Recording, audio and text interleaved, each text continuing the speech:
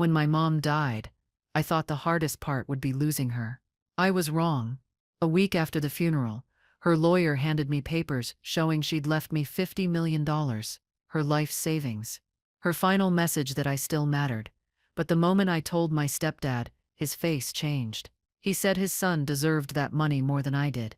Then he gave me a choice: hand it over, or leave the house that had always been my home.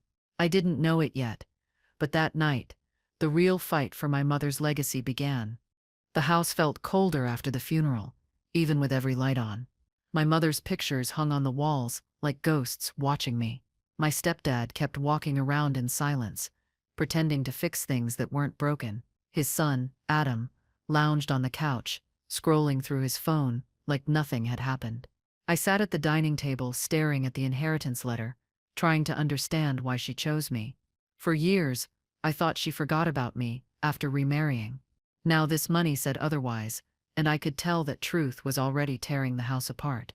That night, I tried to keep things normal. I made tea, turned on the TV, and acted like everything was fine. But my stepdad sat across from me, watching. He didn't talk about my mother. He talked about family fairness and doing what's right. He said money should unite people, not divide them. I knew what he really meant. I smiled, said I'd think about it, and went upstairs. In my mother's old room, I opened her closet. Her perfume still lingered on her clothes. I found her diary on the shelf, the last page torn clean out. The missing page bothered me. My mother wrote in that diary every night. If the last page was gone, someone removed it for a reason. I flipped through older entries, most filled with quiet guilt. She mentioned her husband's spending habits, his business losses, and her worries about me. One line stood out: "The key is hidden where love never left." I didn't understand it then, but those words stayed in my head. I tucked the diary under my pillow and lay awake, wondering if this inheritance was really a gift, or something she left to protect me. The next morning, my stepdad made pancakes like he used to when he was trying to look kind. He talked about Adam's future, college, travel, the life your mom would have wanted for all of us. I listened quietly, knowing where it was heading. He said the money could help everyone. I told him I wasn't sure yet. His smile vanished, and he said, "Think carefully. This house isn't free." I knew he was reminding me who owned the deed. My stomach twisted. I left my plate untouched and walked outside to breathe. The garden looked smaller without her. Adam found me by the porch. He acted friendly, said he was happy for me, but his questions were all about the money. How much? When would I get it? Was it in cash or accounts? I told him I didn't know. He grinned and said maybe I'd buy him a car to celebrate. He laughed, but it didn't feel like a joke. I excused myself and went for a walk. Every street felt different now. My mother's absence changed everything. How people looked at me, how silence filled the spaces she once kept peaceful. Nothing felt like home anymore. That night, I couldn't sleep. I sat by my mother's old desk and reread the inheritance letter. It confirmed that everything, her savings, her business shares, even her artwork, was in my name. My stepdad got nothing. That had to sting. I remembered the years after they married, when he'd make financial decisions for the family, and she'd quietly agree. Maybe she'd been planning this for years. I noticed a photo frame on the desk, the one of the three of us. His face had been scratched out with something sharp. It wasn't done recently. She'd done it herself. I started to realize she might have known what was coming. The diary, the key clue, the scratched-out photo, it all hinted she didn't trust him. I decided to call her lawyer the next day. Maybe there was more to this will, but I didn't get the chance. That evening my stepdad brought up the topic again at dinner. Adam was there too. He talked about doing the right thing like he was giving a moral lecture. I kept quiet. He said, "We're family. We share what's given." I said, "Mom didn't see it that way." The silence that followed was sharp. I left the table and went upstairs, but their voices carried through the walls. Adam said I was selfish. My stepdad said he'd handle it. I locked my door. For the first time, I felt unsafe in that house. I opened the diary again, reading every page as if it held directions. When I reached the last entry before the tear, I noticed faint marks, like pressure from writing that was now gone.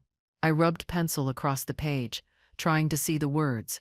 3 words appeared faintly. Check the drawer. My heart pounded as I pulled the drawer open. Inside the drawer, under some folded scarves, was a small envelope. Inside it was an old-fashioned key, tied with a red ribbon. I didn't know what it opened. Maybe a box. Maybe a safe. My mom never mentioned any locked place. I tucked it into my pocket and hid the envelope under my mattress. I felt watched, even though no one was there. I sat on the bed, staring at the key. It felt heavy, like it carried part of her secret. I didn't know it then, but that little key was the beginning of everything that followed. The next day, I called the lawyer and asked if my mom had left anything else. He hesitated, then said there was another envelope in the firm's vault, but only I could collect it. I said I'd come in tomorrow. Before I hung up, he added, "Be careful who you trust." The warning stayed with me. When I went downstairs, my stepdad was in the living room pretending to read the newspaper. He asked where I was heading later. I said nowhere special. He smiled too easily. That night, I hid the key in my shoe before sleeping. The following afternoon, I visited the lawyer's office. He handed me a sealed envelope marked with my mother's handwriting. It said, "For my child's eyes only." I opened it there. Inside was a short note. "The inheritance isn't just money. Protect it, and it will protect you." I didn't understand. The lawyer looked uneasy, said that my stepdad had called him earlier asking about adjustments. He refused to share details. On my way home, I noticed a car following me for a few blocks, a gray sedan that looked a lot like my stepdad's. I didn't look back again. When I got home, he was already waiting in the kitchen, acting calm. He asked how the meeting went. I said fine. He nodded and said, "You know your mother trusted me with all her finances. You should too." I felt my stomach tighten. I excused myself and went to my room. Through the wall, I could hear him talking to Adam in low tones. Their words were unclear, but the tone wasn't.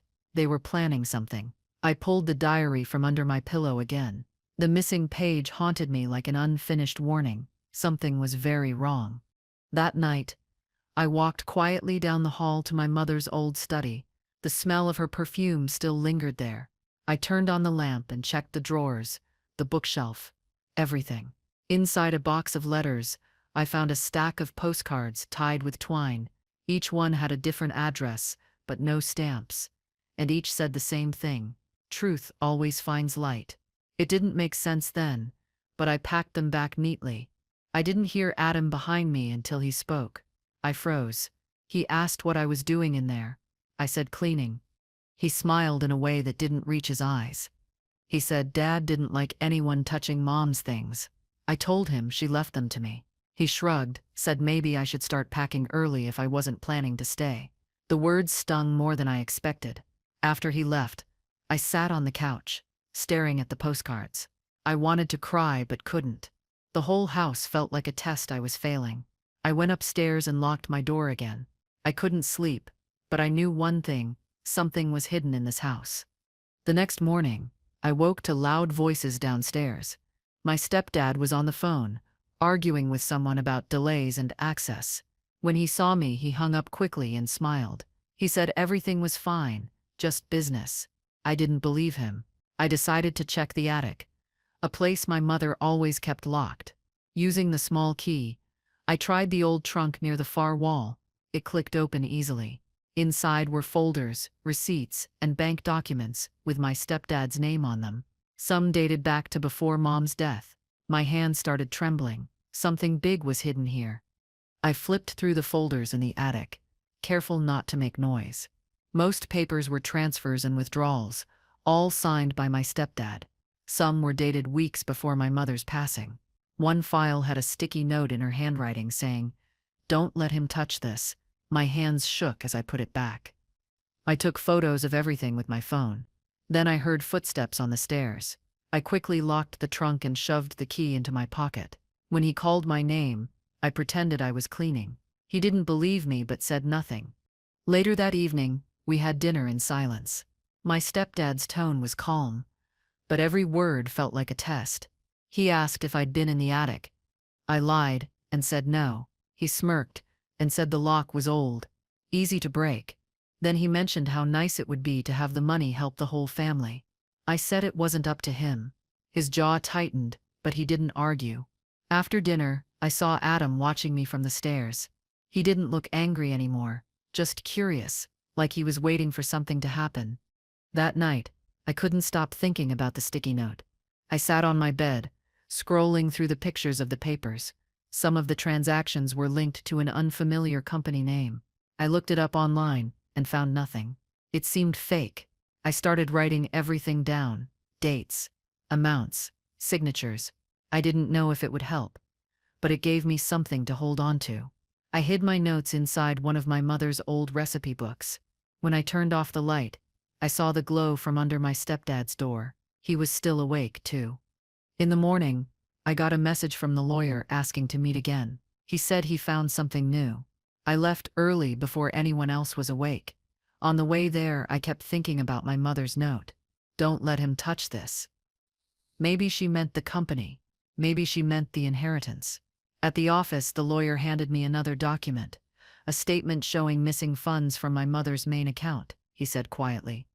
These withdrawals were made before she passed, but not by her. My stomach dropped. When I got home, both my stepdad and Adam were waiting. They asked where I'd been. I set out for a walk. My stepdad smiled, pretending to be casual, but his eyes were sharp. He said, "You seem nervous. Is something wrong?" I said no. Then he leaned closer and said, "Remember, this is my house. I decide who stays."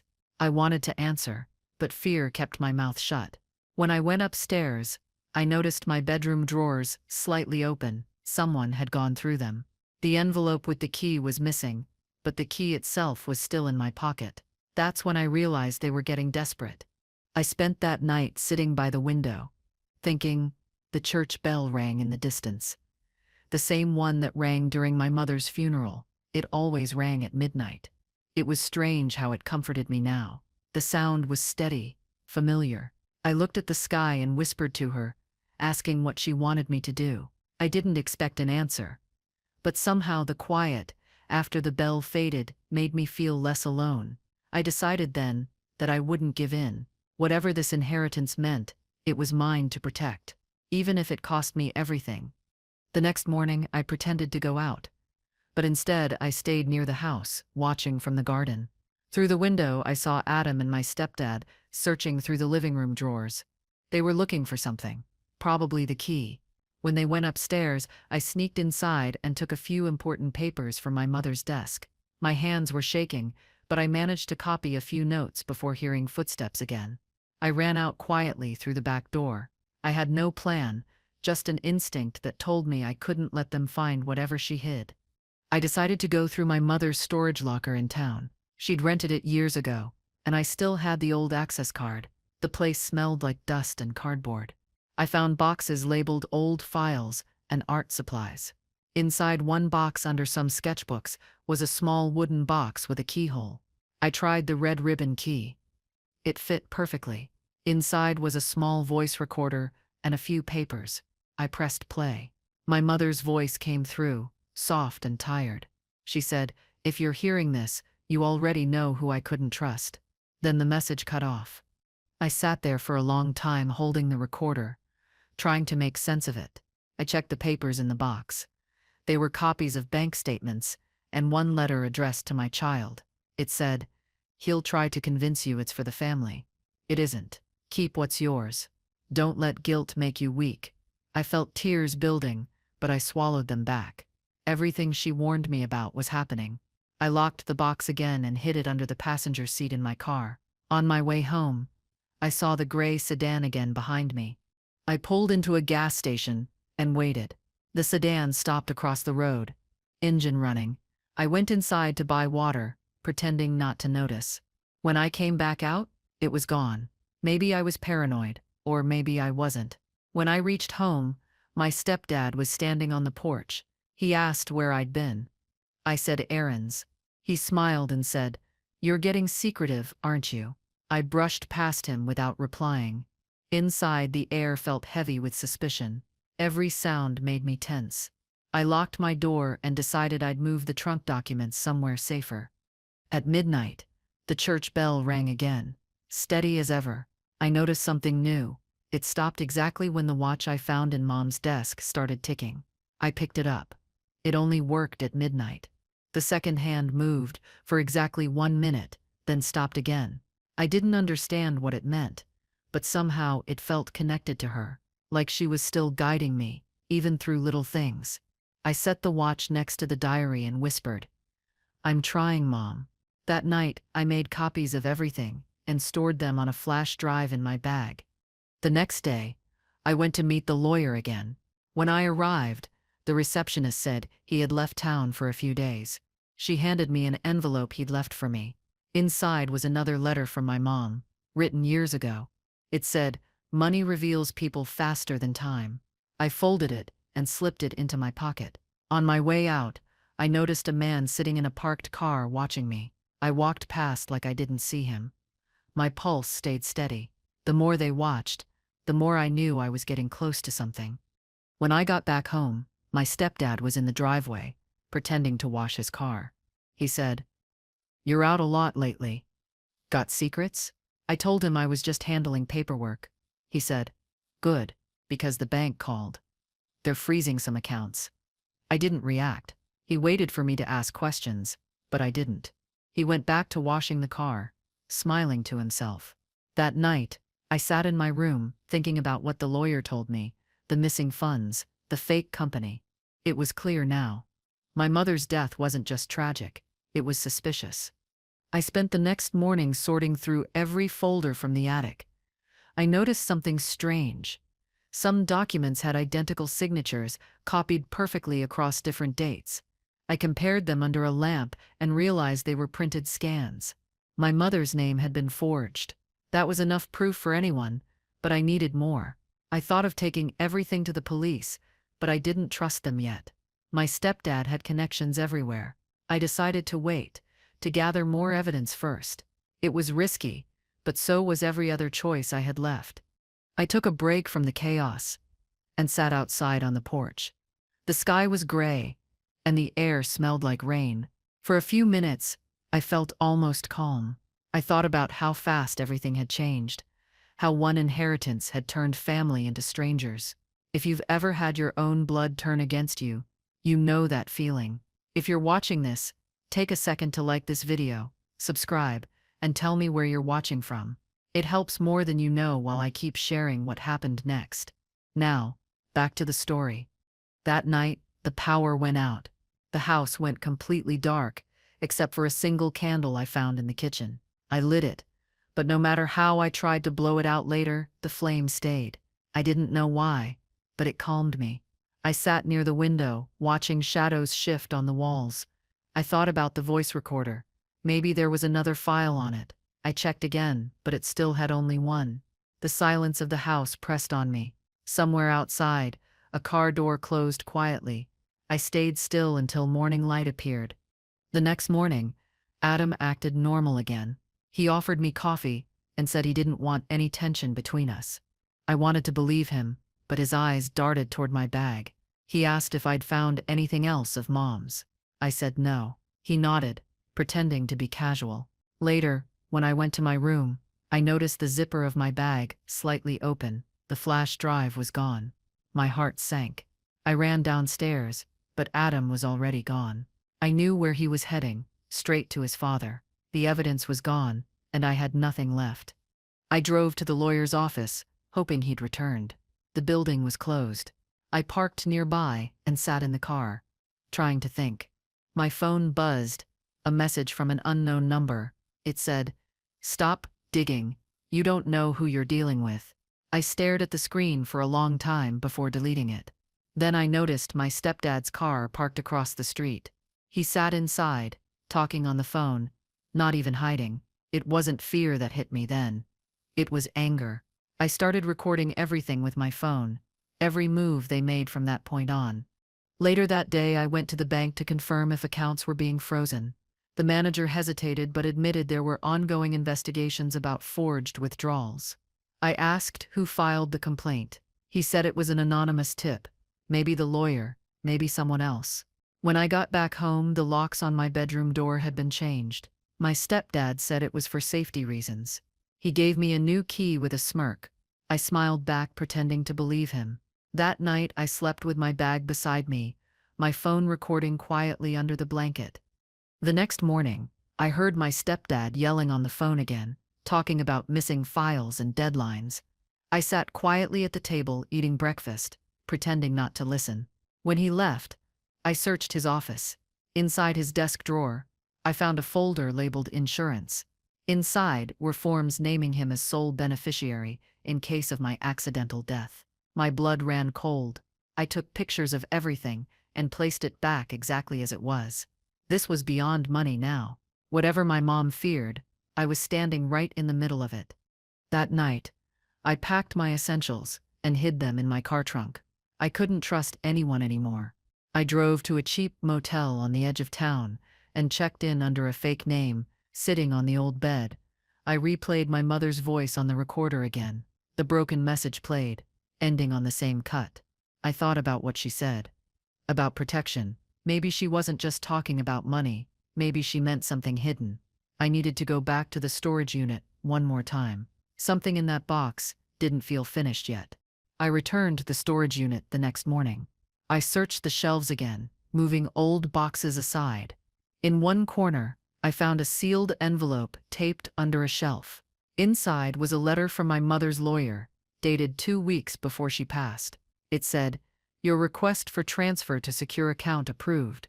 Attached was a bank slip for $50 million. The account number didn't match any of the others. It wasn't in her name. It was in mine.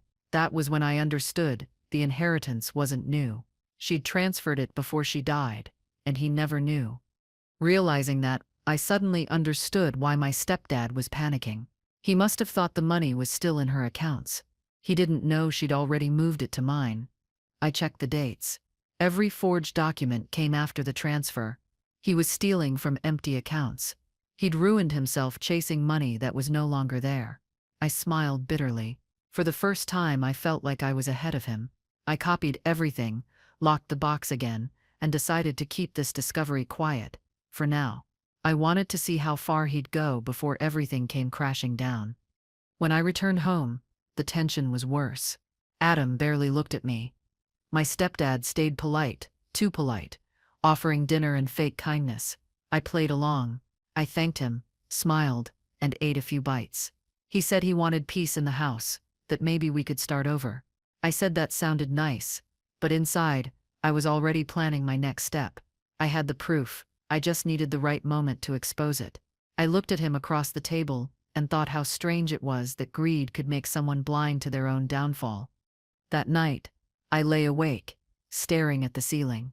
The house was quiet, except for the sound of rain. I held the key in my hand, the red ribbon, now worn and frayed. Everything my mother warned me about was unfolding exactly as she predicted. I realized the inheritance wasn't just money, it was a test of character. A trap for anyone who tried to take what wasn't theirs. I wasn't running anymore. Tomorrow, I'd start putting my plan together. Whatever happened next, I would make sure the truth came out, no matter how messy it got. The next morning, I drove into town to scan and back up all my documents. I stopped by a small print shop, uploaded everything, and saved digital copies on a cloud drive under a fake name. It felt good to finally have something they couldn't destroy. On my way home, I saw Adam outside a cafe. He waved me over, pretending to be casual. He said Dad wanted to apologize for everything, that he just wanted to talk. I told him maybe later. He smiled, but it didn't reach his eyes. I knew they were setting something up. When I got home, my stepdad was sitting in the living room with 2 cups of coffee. He said he wanted to start fresh. No more arguments. I nodded and listened. He talked about how money can poison families and said he didn't want that to happen to us. Then he said, maybe it's best you stay somewhere else for a while, just until things calm down. It wasn't a suggestion. It was an eviction wrapped in politeness. I told him this was still my home. His smile faded. He said, we'll see about that. That sentence told me everything. I called the lawyer again, but his phone went straight to voicemail.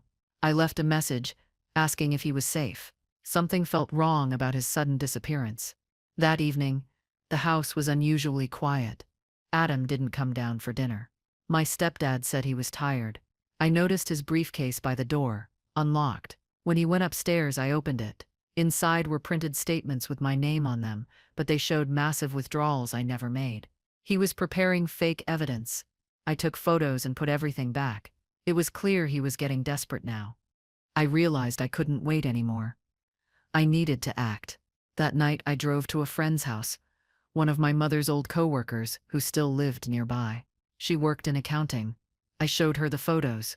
She said the documents were clearly forged, especially the signatures. She helped me draft a report to send to the Financial Crimes Division. I hesitated before hitting send, but then I remembered my mother's note. Don't let guilt make you weak. I pressed send and felt something shift inside me. I was done being scared. It was time to bring everything into light. When I returned home, my stepdad was waiting in the driveway. He said we needed to talk. His tone was calm, too calm. Inside, he poured me coffee and asked if I'd spoken to anyone about family finances. I said no. He smiled and said, "Good, because it would look bad for you if the truth came out wrong." I didn't reply. The church bell rang faintly in the distance. He looked up at the sound and said, "Funny, isn't it? Your mother hated that bell." I just stared at him. That was the first time I saw real fear in his eyes. Later that night, I went into my room and opened my mother's watch again. It started ticking exactly at midnight. This time, the sound didn't stop after 1 minute. It ticked for 2. I didn't know why, but it made me feel that something was close. Maybe closure, maybe danger. I replayed her voice recording again, focusing on the background. For a split second, I heard another voice. He's my stepdad's. He was in the room when she recorded it. I realized he had cut it short before she could finish. My mother had tried to warn me from beyond her silence. The next morning, I took the recorder to a tech repair shop. The man there helped me extract the full file. The final part of the message came through, faint but clear. My mother said, "If he tells you it's for Adam, don't believe him. The money isn't a gift, it's evidence." My hands went cold. The inheritance wasn't about family at all. It was proof of his crimes. I thanked the technician and left with the copy on a new USB drive. I finally knew what she meant by protection. She had built the inheritance to expose him, not reward me. When I got home, Adam was pacing outside. He asked where I'd been. I said errands. He tried to smile but couldn't hide his anxiety. He said Dad wasn't feeling well and wanted to talk. I went inside carefully. My stepdad was at the table with papers spread out. He looked tired, almost defeated. He said he made mistakes, that he wanted to fix them privately. I asked if he meant giving back what he took. He didn't answer. He just said, "If you ruin me, you ruin the family." That was when I realized he still didn't see me as part of it. That evening, I left again, saying I needed space. Instead of driving to the motel, I parked near the church. I sat there, listening to the bell ring as the sun went down. For the first time, it didn't sound sad. It sounded like a warning ending. I opened my mother's diary again. The pages before the tear talked about courage, about doing the right thing, even when no one stands beside you. I knew what I had to do next. It wasn't about keeping the money anymore.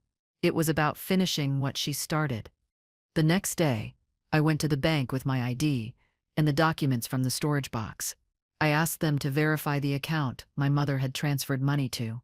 The manager confirmed it was still active and untouched. I told him to flag it for legal protection. He looked uneasy, but did it. As I walked out, I saw Adam waiting outside the bank. He asked if everything was okay. I said yes, just routine checks. He nodded and watched me drive away. I could see him dialing someone as soon as I turned the corner. That evening, the tension in the house reached its peak. My stepdad knocked on my door, holding an envelope. He said, "You're not welcome here anymore.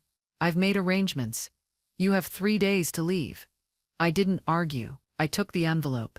It contained a fake notice claiming I'd forged Mom's signature. He wanted me out before authorities got involved.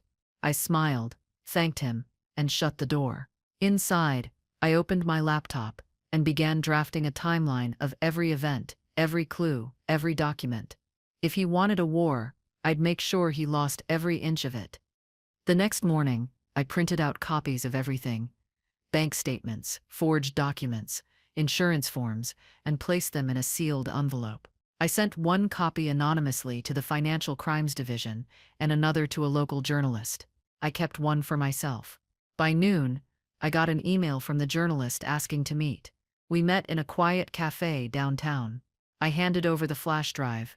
He read through the files and said, "If this is real, this could ruin him completely." I nodded. He didn't need to know that was exactly what I wanted. By evening, Adam came home, looking pale. He avoided my eyes and went straight to his room. My stepdad stayed downstairs, pacing. He didn't say a word to me. The house felt heavy with silence, like something was about to break. Around 9, the phone rang. He picked it up, listened for a few seconds, then slammed it down. He turned toward me and said, "What did you do?" I said nothing. He stepped closer, but stopped halfway. I think he realized it was over. For the first time, he looked smaller than I remembered. We both knew the truth was spreading. The next morning, I woke to police cars parked outside the house. My stepdad was already dressed, sitting at the kitchen table. He didn't look surprised. He said, "You really couldn't just walk away, could you?" I told him I wasn't the one who crossed the line. They took him for questioning, not arrest. At least not yet. Adam stood by the stairs, staring at the floor. He didn't speak. When the cars drove off, the house finally felt quiet again. Not peaceful, just empty. I didn't celebrate. I just sat down, exhausted, waiting for whatever would come next. Later that day, I received an email from the journalist. The story was going live the next morning. He thanked me for trusting him and said the evidence was airtight. I watched the sunset from the porch, thinking of my mother, the inheritance, the diary, the recordings. They all led here. I still had the watch ticking faintly in my pocket. When midnight came, it ticked longer than ever before. Maybe that was her way of saying she was still here, watching the truth unfold. It didn't bring joy, but it brought something close, peace mixed with sadness. The next morning, the article went viral. Headlines called my stepdad a fraud, a manipulator, a man who stole from his own family. Calls started flooding his phone. Adam didn't leave his room all day. I didn't either. Reporters came to the gate, shouting questions. I ignored them. The house wasn't mine yet, but it already felt reclaimed. I walked through the halls, looking at my mother's pictures. Her smile seemed different now, less like memory, more like presence. The sound of the church bell carried faintly through the window again, softer than before. It didn't sound lonely anymore. The investigation moved fast. Authorities froze his assets, and the bank contacted me to confirm the inheritance validity. I provided every piece of proof I had. They thanked me and said my cooperation would help speed things up. That night, Adam finally came downstairs. He looked broken. He said, "I didn't know." He told me it was all for us. I didn't answer. I wasn't angry anymore, just tired. I told him to take whatever he needed and leave for a while. He nodded and walked out quietly. I didn't realize it then, but that was the last time I saw him. 2 days later, the lawyer returned from his trip. He called me to say he'd been helping investigators gather records. He said, "Your mother was smarter than any of us realized. She made sure no one could touch your inheritance without exposing everything." I felt a weight lift from my chest. The plan she built worked. The same thing that nearly destroyed me had saved me. I thanked him and hung up. For the first time since she passed, I felt like I could finally breathe again. But the story wasn't finished yet. There was still more to uncover. That evening, I cleaned out my stepdad's office. The drawers were full of useless papers, reminders of how he built his lies. In the bottom drawer, I found a small box labeled personal. Inside was a photograph of my mom and me from years ago. On the back, he had written, "Forgive me." For a brief moment, I felt something strange. Pity. Maybe he had loved her in his own selfish way. I put the photo back and closed the drawer. Some people don't deserve hate or forgiveness. They deserve to live with the truth. That was punishment enough. Days passed quietly. Reporters lost interest, and the police handled everything now. I spent mornings in the garden, reading my mother's diary again. I reached the last legible page, and saw a faint smudge, like words pressed into the paper from the missing page. I shaded it with a pencil again. The words read, "The truth will hurt, but it will free you." She was right. It hurt to see how ugly things became, but I finally understood her purpose. The inheritance was never meant to make me rich. It was meant to make me strong. I visited the lawyer one last time to sign documents, finalizing ownership of the estate. He congratulated me and handed me an official certificate. He said the investigation found multiple forged accounts, all traced back to my stepdad. I thanked him and left. Outside, I stood for a while in the parking lot, just staring at the paper, $50 million. It didn't feel real, but it wasn't about the number anymore. It was about closure. I folded it neatly and placed it in my bag. The sky was gray again, but it didn't feel heavy anymore. That night, I couldn't sleep. I sat in the living room with the lights off, thinking about everything that happened.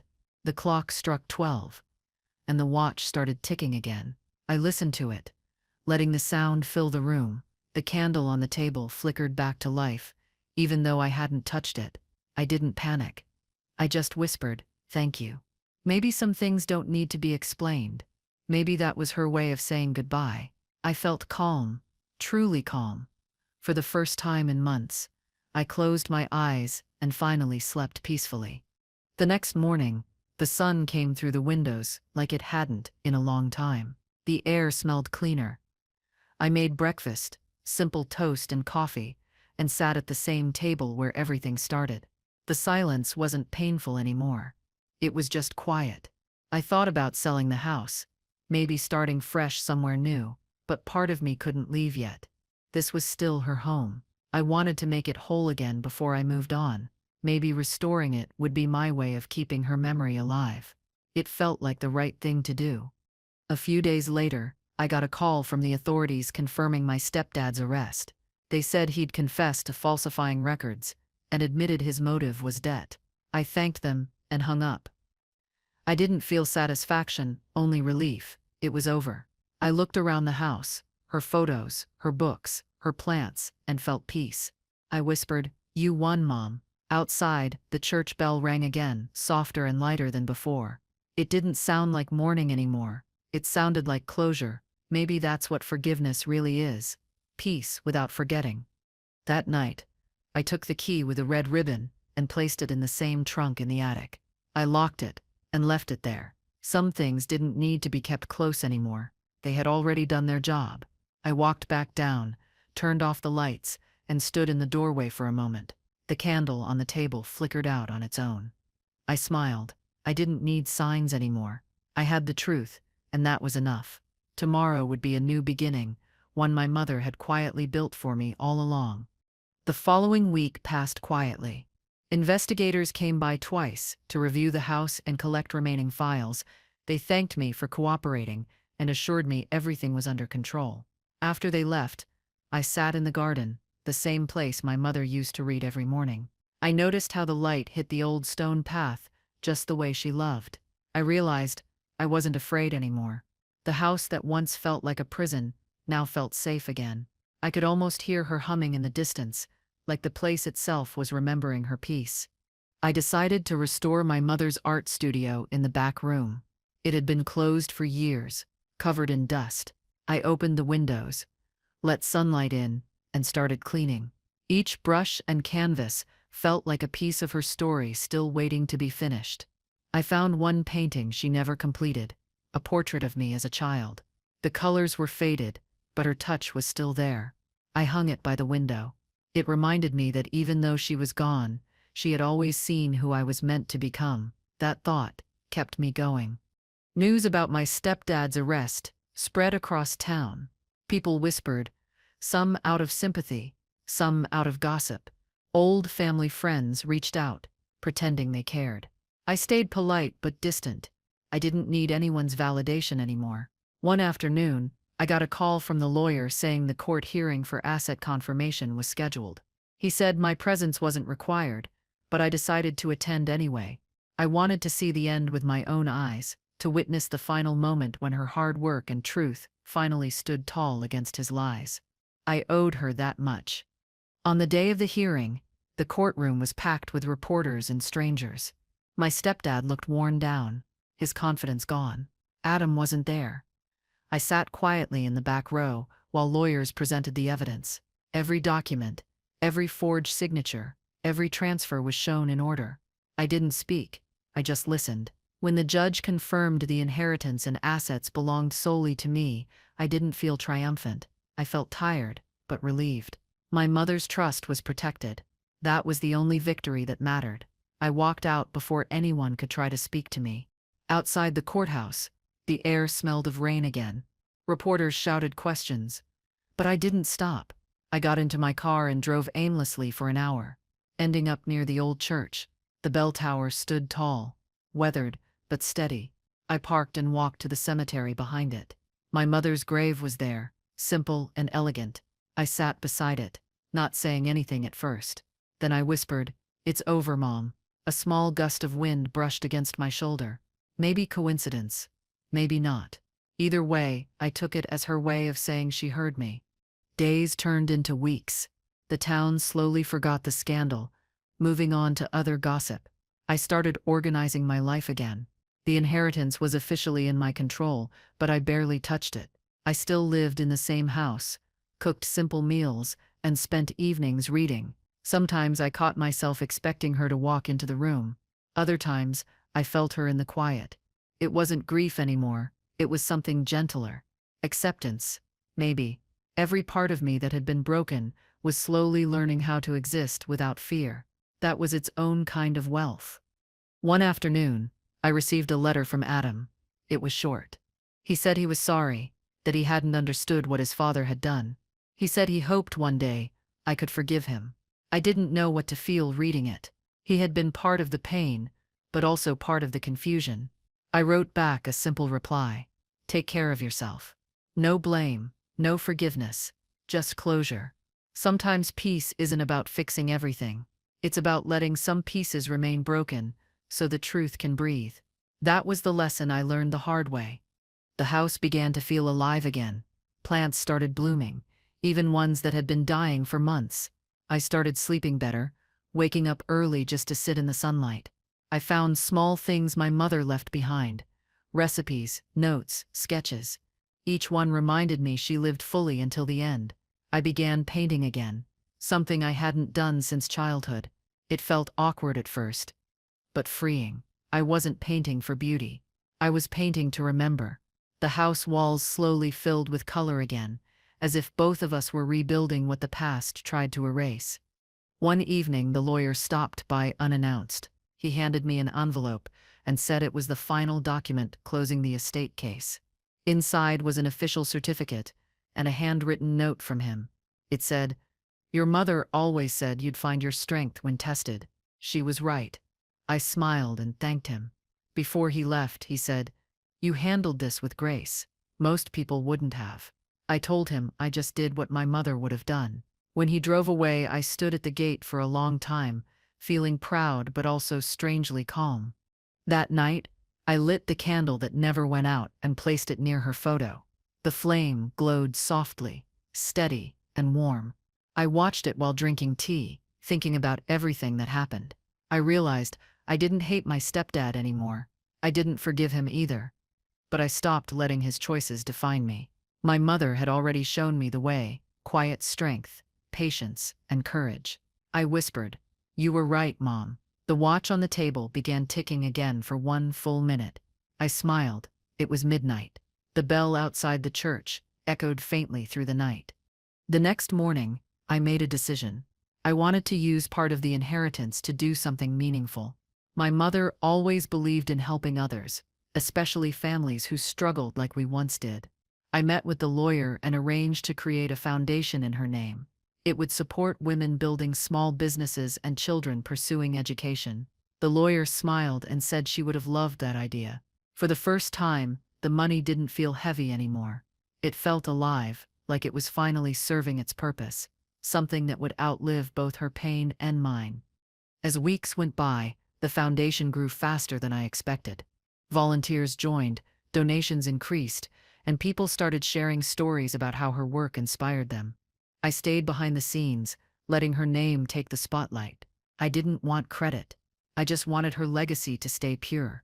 Every time I visited the office, I saw a framed picture of her hanging by the entrance. It made me realize something. The more I gave, the lighter I felt. Maybe healing isn't about moving on. Maybe it's about finding something bigger than yourself to keep moving toward. One afternoon, I got a call from the detective who had handled my stepdad's case. He said the final trial was set for next week and asked if I wanted to attend. I hesitated, but said yes. I felt I needed to see it through, not out of revenge, but for closure.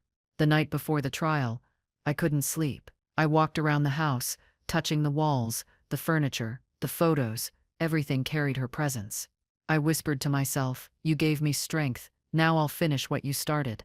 The candle on the table flickered softly, almost approvingly. At the trial, my stepdad looked thinner, older. He didn't make eye contact with me. When the charges were read, fraud, forgery, embezzlement, he just sat there, staring blankly ahead. His lawyer tried to argue desperation, saying debt drove him to it. The judge wasn't moved. When the sentence was announced, 10 years with restitution, he didn't react. I didn't either. I just stood quietly and left the courtroom before anyone noticed. Outside, the sky was cloudy but peaceful. I looked up and thought about how endings never feel the way you expect. They don't break you, they just stop hurting.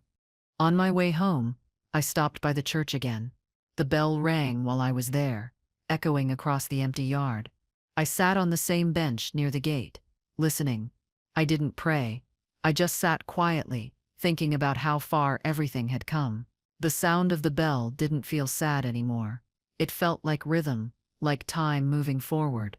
I realized that life doesn't erase pain, it teaches you how to live beside it. I smiled faintly, stood up, and walked back to my car, ready to face whatever came next with peace in my heart. The following weeks were peaceful. I started writing about everything that happened, not as a complaint but as a record, a story for others who might face something similar. Writing helped me understand it better. Every page felt like releasing a small piece of what I carried. The house grew quieter, but it didn't feel empty. It felt full of memory. Sometimes at night, I'd hear the faint ticking of that watch even when it wasn't near me.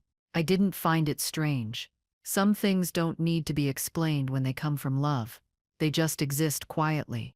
One morning, I received a letter from the bank. It confirmed that all disputes were settled, and that I was now the official owner of the estate, the business shares, and all related assets. I folded the letter and placed it in a drawer. It didn't excite me. It just felt right, like balance being restored. Later that day, I made a donation to the local shelter in her name. It wasn't about money. It was about keeping her kindness alive. That evening, I watched the sunset from the porch. For once, it didn't feel like an ending. It felt like home. I started spending time volunteering at the foundation office, helping organize events. People would come up and tell me stories of how her work had inspired them years before. Some even showed paintings she once gifted. I didn't realize how many lives she had quietly touched. Hearing those stories helped me heal in ways I didn't expect. She had built a world of kindness while I was still learning from her. Now I finally understood, her strength wasn't in what she owned, it was in what she gave. That realization changed how I looked at everything. One afternoon, as I was closing the office, I found an old sealed envelope addressed to me. It was hidden in a drawer labeled personal. Inside was a letter in my mother's handwriting. It said, "If you're reading this, you made it through. Don't let anger guide your steps. Let love do that instead." I sat there for a while, staring at the words. The paper smelled faintly of her perfume. I smiled through tears, folded it carefully, and kept it in my pocket. That letter felt like the last piece of her story, finally reaching me. The next few days were calm. I spent mornings in the garden and evenings painting. The candle still sat on the table, untouched but steady. I no longer needed it for comfort. It was just part of the home now. Sometimes neighbors would stop by to ask how I was doing. I told them I was fine. Some of them mentioned how different I seemed. Calmer, lighter. I didn't know how to explain it. I wasn't the same person who once feared losing everything. I had already lost and survived. That changes how you see the world forever. One day, a reporter called asking if I'd be willing to share my side publicly. They said it would inspire others. I declined politely. I didn't want attention. I just wanted peace. Not every story needs an audience. Some are meant to live quietly inside you. I told them my mother's name was enough. That was the only legacy that mattered. After hanging up, I walked through the house again. Every room felt lighter, like it had finally let go of all the noise that once filled it. Silence can be its own kind of healing when earned. That evening, I visited the church one last time. I brought a small bouquet of white flowers and placed them near her grave. The sky was pale orange, and the wind was calm. I stood there for a while, thanking her softly for everything she'd left me. Not just the money, but the lessons, the courage, the peace. As I turned to leave, the bell rang once, just once, even though it wasn't the usual time. I smiled. Maybe it was coincidence, maybe it wasn't. Either way, it was a goodbye I could live with, and that was enough. Back home, I spent the evening organizing old photos. I found one of the three of us, me, her, and him. We looked happy, at least on the surface. I almost threw it away, but I stopped. Instead, I placed it in a drawer. It wasn't forgiveness, but it was acknowledgement. Not everything needs to be erased to move forward. Some memories can stay, quiet and harmless. I turned off the lights, sat on the couch, and listened to the faint ticking of the watch again. It sounded steady, like a reminder that life was still moving, and so was I. Days later, the lawyer called to say the foundation's first major scholarship had been approved. I thanked him and hung up, smiling. I printed out the award letter and placed it beside my mother's photograph. Her face in the frame seemed almost proud. The candle flame flickered as if agreeing. I whispered, "We did it." The house, once filled with tension, now felt alive with purpose. I looked around and realized this was no longer just her legacy. It was mine too. Together across time and memory, we had turned pain into something good. That was her real inheritance. That night, rain began to fall softly outside. I sat by the window, watching it hit the glass. The reflection showed me sitting alone, but not lonely. I thought of everything: the lies, the loss, the truth, and the peace that followed. Life had a strange way of giving back once you stopped fighting it. I closed my eyes, listening to the rain and the distant bell. For the first time in years, I felt whole. The story that began with loss had ended with understanding. I didn't need anything else. The storm outside had finally passed. Weeks passed, and life finally settled into a rhythm. The house stayed quiet, but peaceful. I spent mornings watering the plants my mother once cared for, and evenings journaling by candlelight.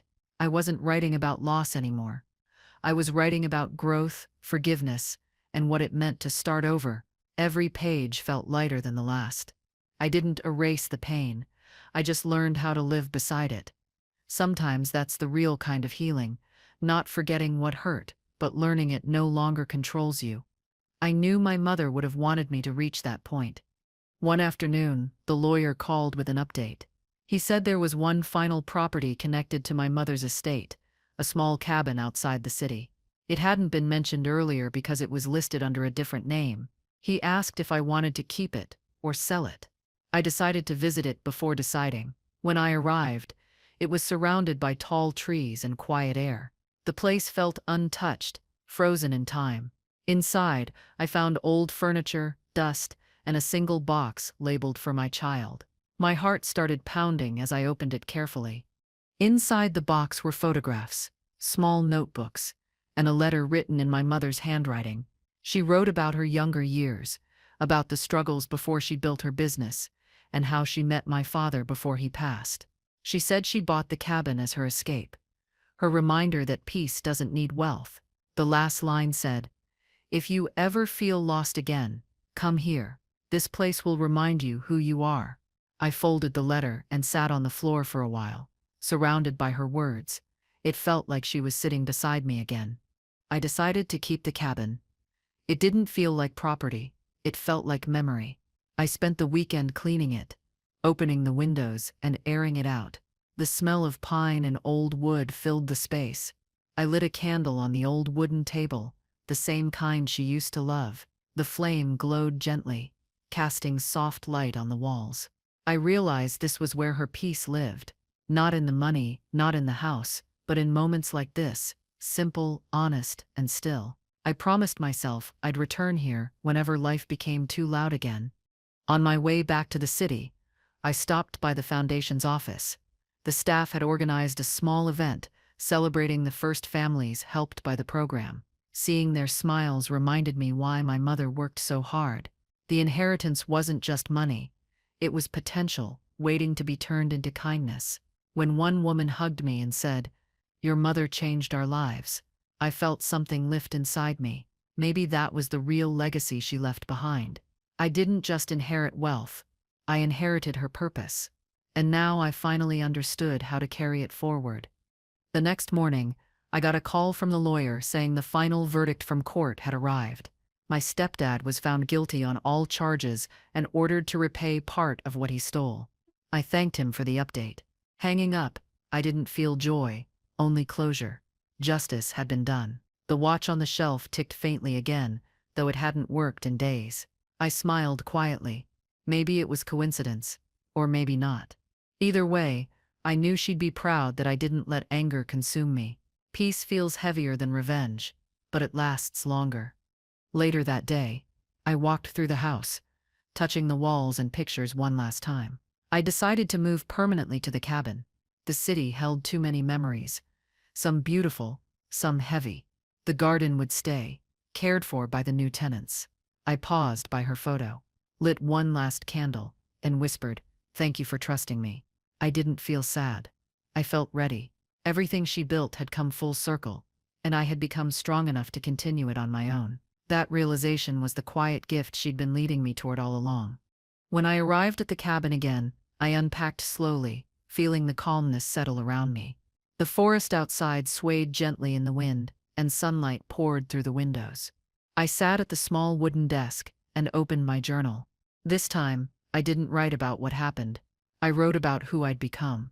A person who lost everything and still found peace. A person who learned that strength isn't loud, it's quiet and steady, like the ticking of an old watch or the glow of a candle that refuses to fade. That was the strength my mother gave me.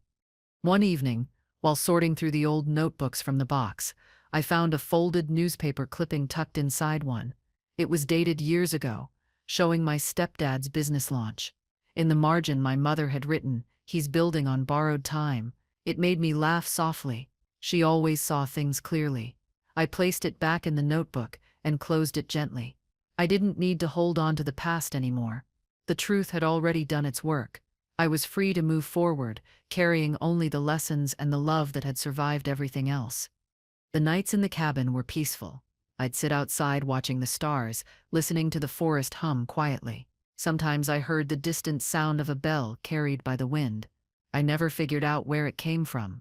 Maybe from a church far away, or maybe it was my imagination. Either way, it brought me comfort. Every sound reminded me that life continues. That peace isn't something you chase, it's something you allow. I closed my eyes and let the night breeze brush against my face, feeling more alive in that silence than I ever did in noise. As months passed, I built a small routine. Mornings were for work, afternoons for painting, evenings for reflection. I stopped checking the news about my stepdad's case. It wasn't part of my life anymore. The cabin became my world, simple, quiet, and honest. I met a few locals who treated me like an ordinary person, not the woman with the inheritance story. That felt good. Sometimes we'd share coffee on the porch, talking about weather and small things. It was grounding, real. For once, I wasn't someone's problem to fix, or someone's fortune to envy. I was just me. One morning, while organizing the shelves, I found an old locket I hadn't seen before. Inside was a small photo of my mother and me from years ago, smiling. On the back was engraved a short phrase, "Truth heals." I held it in my palm for a while, feeling its warmth.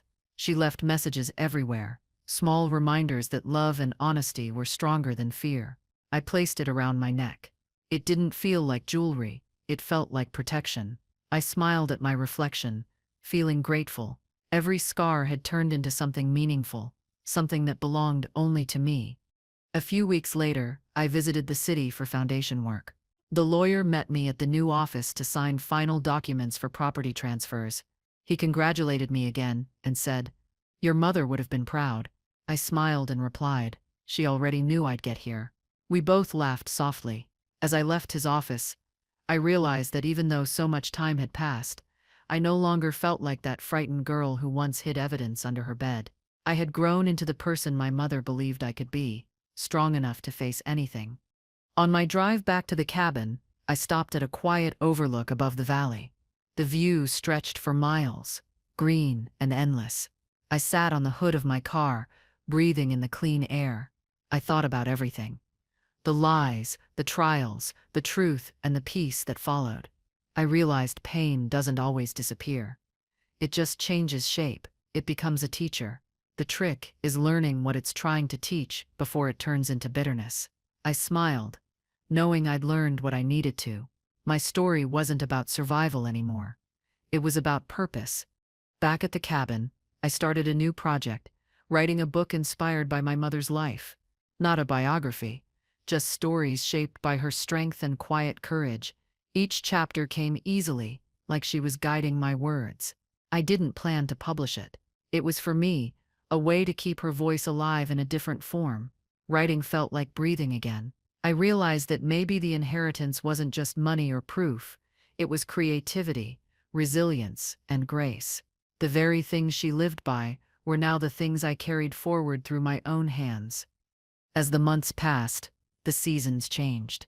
The cabin looked different in autumn, surrounded by golden leaves. I often sat by the window, watching them fall. One evening, a letter arrived from the prison. It was from my stepdad. I almost threw it away, but decided to read it. He wrote that he regretted everything, that greed blinded him, and he hoped I could forgive him someday. I folded the letter and placed it in a drawer. Forgiveness wasn't something I could give right now, but I didn't feel hate either. I just felt distance, calm, and closure. Winter came early that year. Snow covered the trees, and the cabin looked like something out of a painting. I spent evenings by the fire, rereading my journal and her letters. Every entry reminded me how far I'd come. I no longer measured my life by losses or victories. I measured it by peace. That realization was worth more than any inheritance. Sometimes I still heard the faint ringing of a bell in the distance. I never looked for its source. It was enough just knowing it was there, a sound of time passing, quietly marking everything we overcome. One morning, while clearing the snow from the porch, I found something buried near the steps. It was a small glass bottle filled with sand and a note inside. The note was worn, barely readable, but it said, "You are exactly where you're meant to be." I laughed softly, unsure if it was hers, or something left by a stranger years ago. Either way, it felt right. I placed it on the shelf beside the candle. Some signs don't need explanation. They just remind you you're on the right path, even when you didn't plan it that way. That evening, I made dinner and sat near the window, watching the snowfall. I thought about everything that had happened, from losing my mother to rebuilding my life. The pain no longer felt sharp. It had softened into gratitude. Every hardship taught me something about love, strength, and trust. The inheritance had once divided us, but now it connected her legacy to everyone she helped. That was the real wealth she wanted me to understand. I realized that peace isn't a reward. It's a choice you make when you stop fighting the past and start living in the present. I started writing letters to my younger self, explaining everything she'd go through and survive. I told her not to let fear make her small, not to let others define her worth. I told her that someday she'd understand why her mother trusted her with everything. Writing those letters helped me heal the parts of me that had been silent for too long. I sealed each one in an envelope and placed them in a box labeled "For Later." Maybe one day someone else would find them and learn that pain can turn into something beautiful if faced with honesty. The foundation continued to grow, and I became more involved again. I didn't talk about my story, but I saw pieces of it in the people we helped. Mothers rebuilding after loss, children finding strength after betrayal. Each of them reminded me that resilience doesn't look the same for everyone, but it always begins the same way, with courage. Whenever I visited, I'd bring fresh flowers for the office, just like my mother used to do. The staff would smile and say they brightened the room. They didn't know it was my quiet way of saying she was still here. Months later, I received an invitation to a community event honoring my mother's foundation. They wanted me to speak, but I almost declined. I wasn't used to being in the spotlight. Still, I felt she would have wanted me to accept. On the day of the event, I wore the locket and brought the old watch in my pocket. Standing on stage, I didn't talk about the money or the scandal. I talked about her kindness, her strength, and how love can outlast betrayal. The crowd clapped softly, and I felt calm, knowing I had finally spoken her truth out loud. After the event, a young woman approached me in tears. She said my mother's scholarship had allowed her to finish college and that she was now starting her own business. She hugged me and whispered, "Your mom changed everything for me." I smiled and told her that was all I needed to hear. That moment felt like the story coming full circle. My mother's love had reached further than either of us could have imagined. Her kindness had become something living, breathing, and unstoppable. I walked away that night, knowing her light would never fade. Back at the cabin, I placed the watch and locket together on the table beside the candle. The flame flickered gently, lighting up the small space. I realized that this was the ending she'd been building all along, not just for her story, but for mine. Everything she taught me had led here: the strength to protect, the courage to forgive, and the peace to move forward. I whispered thank you once more. The watch ticked softly, like it was agreeing. For the first time, I didn't feel like her child anymore. I felt like her equal, carrying her torch. The snow outside began to melt as spring arrived. The forest came alive again, green and bright. I opened the windows and let fresh air fill the cabin. I brewed coffee, sat at the desk and looked through the window at the sunlight hitting the trees.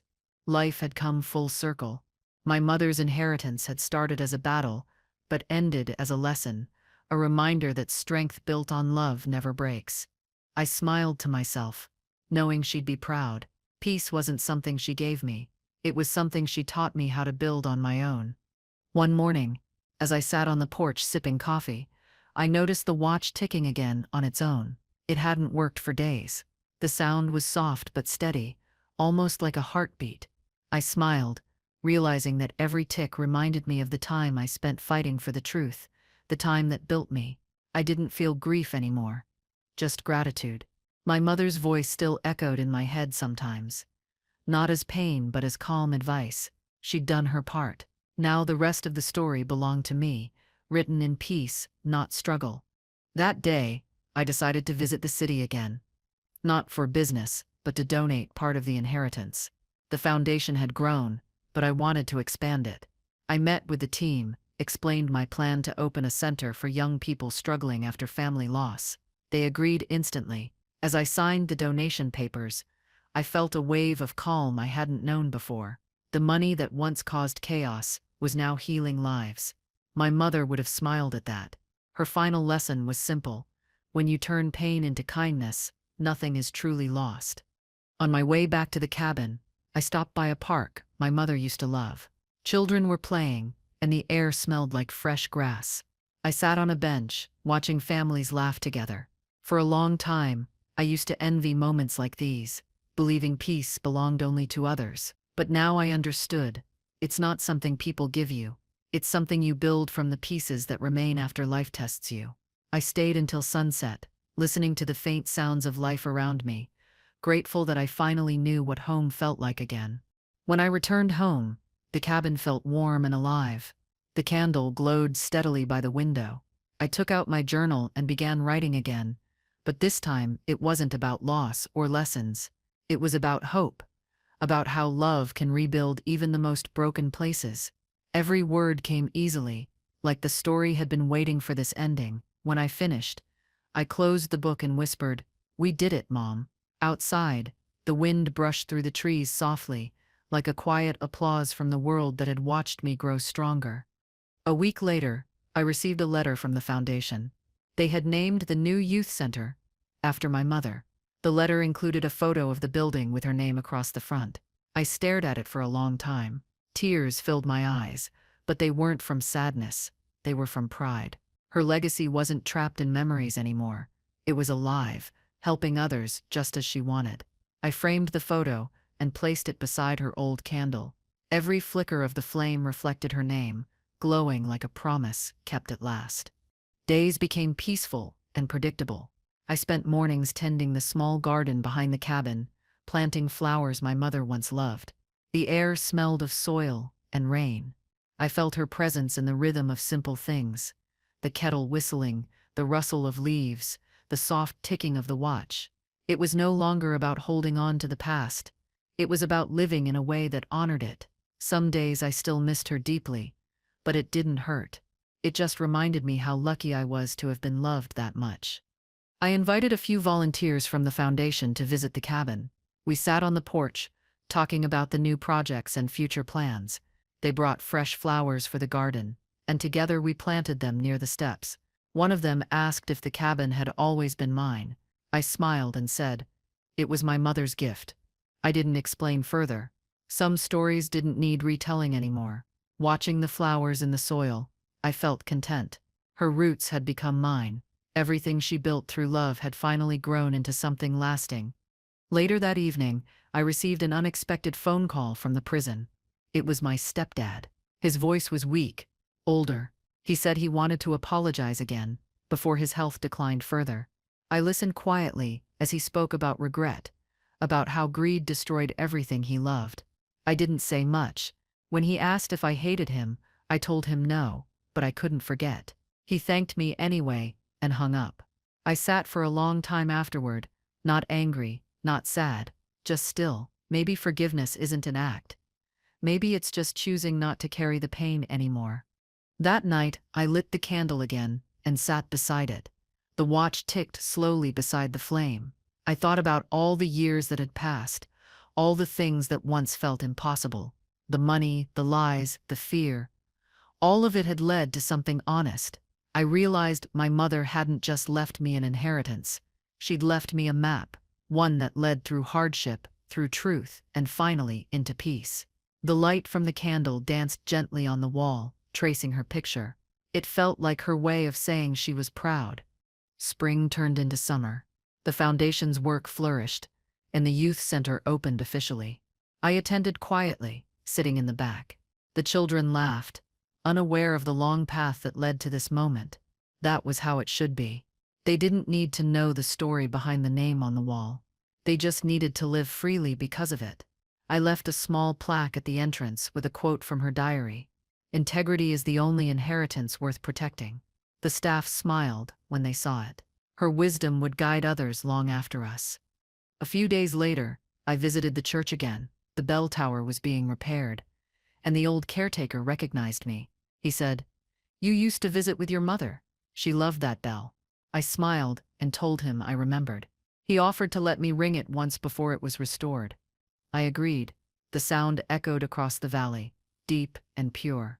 It felt like time itself exhaling. As the tone faded, I realized this was my final goodbye, not to her, but to the pain that followed her loss. I walked away lighter than I'd ever felt. Back at the cabin, I decided to paint again. This time, I started a new piece, a landscape of the garden, the cabin, and the candlelight glowing from the window. I didn't try to make it perfect. I just painted how it felt. When it was done, I hung it by the door. Every time I passed it, I smiled. It wasn't just art. It was proof that peace could grow from chaos, that love could rebuild what greed tried to break. It was my way of signing the final page of this long, unexpected story. As months passed, I began teaching small art classes at the foundation. People from the community came to learn and share their own stories. Some were survivors of loss, others rebuilding from betrayal. Together, we painted, talked, and healed. I realized healing isn't something you reach, it's something you share. Watching them smile, I saw pieces of myself in their faces. The same uncertainty, the same slow rebuilding. My mother's legacy had become a circle, connecting strangers through compassion. It wasn't just her story or mine anymore. It belonged to everyone who found hope after heartbreak. One afternoon, a girl from the class gave me a small drawing she made. It showed a woman holding a candle beside a window. She said it reminded her of me. I thanked her and smiled. The drawing was simple, but it said everything I couldn't put into words. I framed it and hung it beside my mother's photo, 2 generations of hope, side by side. The next morning, sunlight hit both frames perfectly, filling the room with a quiet glow. It felt like a message that love doesn't fade, it multiplies. It grows stronger when shared. Years passed gently. The foundation thrived. The cabin aged gracefully, and I learned to enjoy the simplicity of quiet days. Sometimes I'd sit by the porch, watching the seasons change, thinking about how everything that once broke me had shaped me instead. Life had turned out nothing like I expected, but somehow exactly as it needed to. I didn't chase happiness anymore. I just lived it, one small moment at a time. The sound of the wind, the warmth of sunlight, each reminded me that peace isn't found, it's built, one choice at a time. On the anniversary of my mother's passing, I lit the candle again and placed the old watch beside it. The second hand began to move, just like always at midnight. I whispered, "I'm still keeping my promise." The cabin was quiet, filled with warmth and memory. I looked around at everything, the photo, the painting, the flowers, and realized I had created something she would have loved. A home built on truth, love, and gratitude. Her story hadn't ended. It had simply changed hands, carried forward through me, and everyone touched by what she left behind. As night settled in, I walked outside and sat on the steps. The stars stretched across the sky, bright and endless. I thought about how time moves, how it carries pain away slowly, but always leaves wisdom behind. The inheritance had once been a burden, but now it was a blessing. It wasn't about wealth, it was about becoming whole. The sound of the distant bell carried faintly through the air again. I smiled, closed my eyes, and let the sound wash over me like a lullaby. My mother's peace had become my own. That was all she ever wanted. The next morning, I decided to visit the city one last time. The youth center was bustling with children, laughter filling every hallway. The director greeted me warmly and showed me a wall covered in thank you letters from the families we helped. Reading them made me emotional, but in a good way. Every letter spoke of new beginnings, second chances, and hope. I knew then that my mother's work would continue long after me. Her kindness had built something unstoppable. It was proof that one person's love could change lives for generations. That realization made everything worth it. Before leaving, I stood in front of her portrait, hanging at the entrance of the youth center. Someone had placed fresh flowers beneath it. I reached out, touched the frame, and whispered, "You did it, Mom." For a moment I thought I saw a glimmer of light in her painted eyes, as if she was smiling. Maybe imagination, maybe something more. I walked outside into the sunlight, feeling a soft breeze on my face. The world felt open again, full of quiet possibilities. I didn't need signs anymore. The peace she taught me was now part of who I was. Back at the cabin, I placed one last note in my journal. It said, "The greatest inheritance is peace." I closed the book and tied it with a ribbon, the same one that once held the key. I placed it in the old trunk in the attic. Maybe one day someone else would find it, just like I found her diary. Maybe it would guide them the same way. I didn't want to control how the story ended. I just wanted it to keep teaching. That's what legacy really means, something that continues quietly, without needing recognition. One evening, as the sun dipped low, I walked to the edge of the garden where wild flowers grew. I scattered a handful of seeds I'd saved from her favorite blooms. The soil was warm beneath my hands. I whispered a simple thank you and smiled. The seeds weren't just for her. They were for everything that had survived with me: faith, courage, and kindness. The wind carried the petals softly across the yard, like blessings set free. Watching them drift, I realized I wasn't just living her legacy. I was adding to it, one gentle act at a time. That night, rain began to fall again. I sat near the window with a cup of tea, listening to the rhythm against the roof. Every drop felt like a memory, soft and distant, but never gone. I thought about how far I'd come, from fear to freedom, from silence to peace. I wasn't the same person anymore, and that was the greatest gift of all. The candle flickered beside me, steady as ever. The light reflected in the window, blending with the rain outside. It looked like the past and present had finally learned how to coexist in harmony. Morning sunlight poured through the curtains, warm and golden. I stepped outside barefoot, feeling the wet grass under my feet. The air smelled fresh, like renewal. The flowers in the garden had begun to bloom, their colors bright and full of life. I smiled, knowing each petal carried part of her story. I looked toward the horizon and realized I no longer felt the weight of the past. It wasn't gone, it had simply settled into peace. The bell in the distance rang once more, clear and strong, marking the beginning of another quiet, beautiful day. Later that afternoon, I sat at my desk writing one last letter. It wasn't to anyone in particular. It was more of a message to whoever might read it one day. I wrote, "If you ever find yourself holding on to pain, remember, it's not meant to bury you. It's meant to teach you how to grow." I folded it and placed it inside the trunk beside my journal. Maybe it would help someone the way her words once helped me. I closed the trunk gently, knowing that stories like ours never really end, they just change hands. As night fell, I lit the candle one final time. The watch beside it ticked softly, keeping rhythm with my heartbeat. I sat quietly, breathing in the stillness. I thought of everything: her love, her strength, her lessons. My life had begun in grief, but ended in peace. I understood now that love doesn't vanish when people do. It becomes the light that guides you when everything else fades. The flame burned steady, warm and golden. I smiled, whispering one last thank you into the quiet. Then I let the candle flicker out, knowing her peace had become mine.